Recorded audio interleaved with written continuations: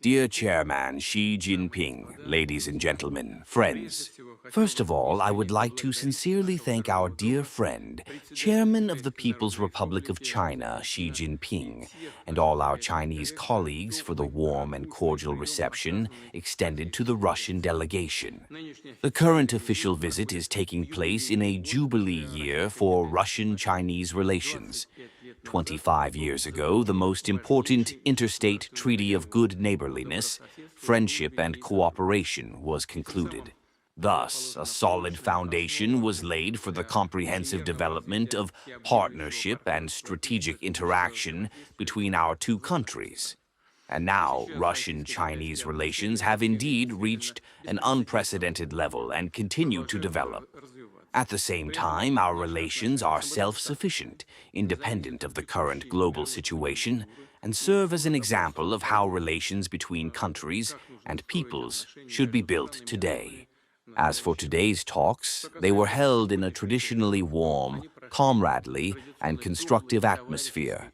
All key areas of bilateral interaction were discussed in detail, and the priorities of our cooperation are outlined in the joint statement signed following the talks.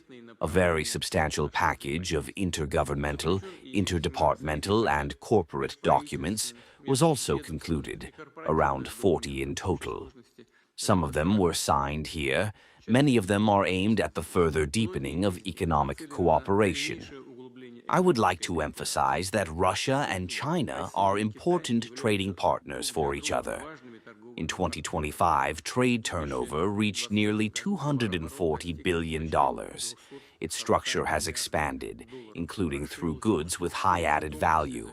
The growth of mutual trade was also significantly facilitated by modern enterprises. Coordinated steps in Russia and China toward transferring settlements between our countries into national currencies have had serious significance.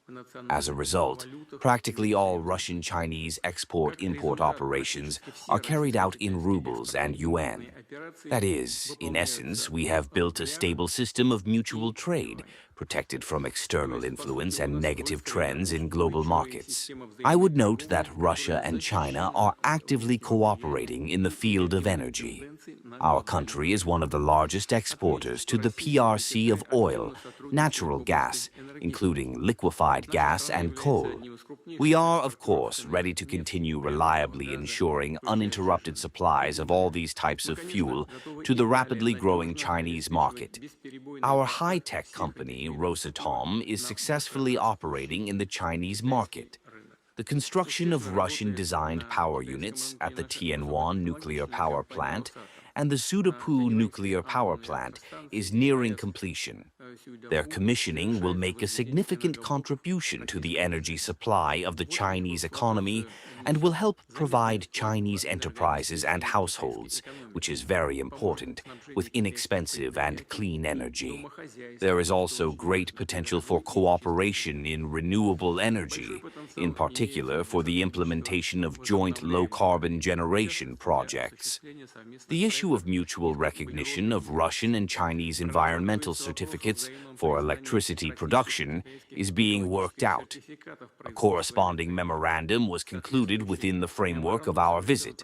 There is also discussion about strengthening partnership in the field of critically important elements and metals necessary for the wider implementation of green technologies. Overall, Russia and China are vigorously developing industrial cooperation by creating new joint value chains and introducing advanced technologies and innovations. I would mention that in Moscow and a number of Russian regions, the production of Chinese brand automobiles has been launched. Large-scale projects are being implemented in non-ferrous metallurgy, the chemical industry, the pulp and paper industry, biotechnology, pharmaceuticals, aircraft manufacturing, and space exploration, as well as in many other science-intensive industries. Our countries are jointly engaged in the development of trans-European transport and logistics routes. As a result, not only the volume but also the speed of cargo and passenger transportation between Russia and China continues to grow, and the capacity of border crossings is increasing, many of which operate around the clock, while new logistics hubs are being created. Russia is modernizing key railway lines in the eastern direction, such as the Trans-Siberian and Baikal-Amur railways. The infrastructure of the transport corridor is being consistently expanded, including its main artery, the Northern Sea Route. One of the most important components of Russian-Chinese friendship is humanitarian cooperation. Our peoples show a sincere interest in each other's history, art, and spiritual values. Cultural, scientific, and youth exchanges are becoming more active. Mutual tourist flows are growing.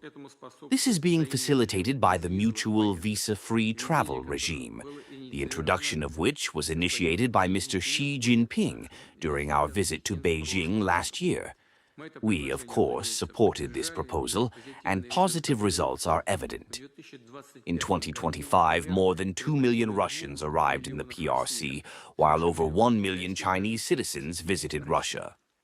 Following the successful implementation of the Cross Years of Culture, Russia and China are launching new major interstate humanitarian projects, for example, the Russian-Chinese Year of Education. Together with Chairman Xi Jinping, as has already been said, we will take part in the opening ceremony of these years. The program of the Cross Years includes hundreds of various events, conferences and seminars, concerts, exhibitions and masterclasses, Olympiads and competitions. The first of them have already taken place and attracted considerable attention from students and teachers, both in Russia and China. Our countries are also actively cooperating in sports. A bright event will undoubtedly be the 10th Russian-Chinese Summer Games, which begin this weekend in Kaliningrad. This is an excellent opportunity for many talented athletes to make a name for themselves. And, of course, cooperation through the mass media of Russia and China also contributes to the further strengthening of friendship, trust, and mutual understanding between our states and peoples.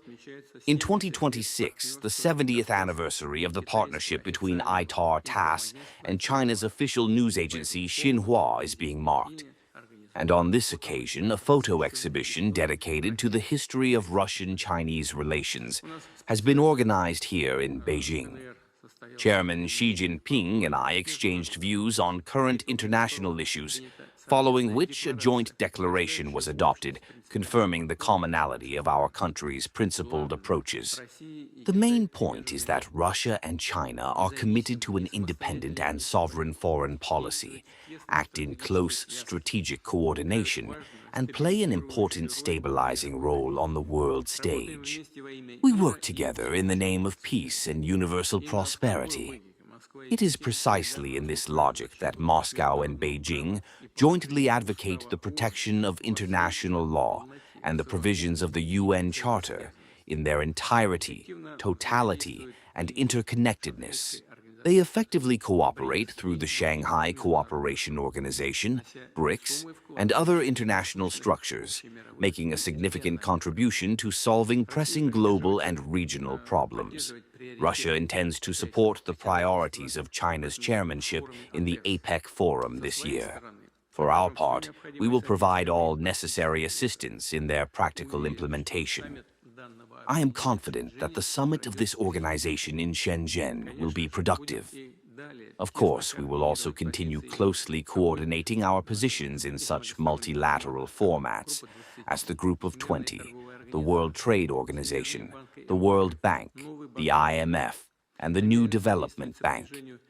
We intend to promote the integration of processes within Eurasia and China's Belt and Road Initiative with the prospect of forming a greater Eurasian partnership. Dear ladies and gentlemen, dear friends, the program of our visit is very full. Chairman Xi Jinping and I still have several important events ahead of us. However, already now, I would like to sincerely thank my friend Mr. Xi Jinping and all our Chinese colleagues for their hospitality and the excellent organization of our work. I am confident that the current visit and negotiations will serve the further strengthening of Russian-Chinese friendship and will contribute to the well-being and prosperity of our peoples.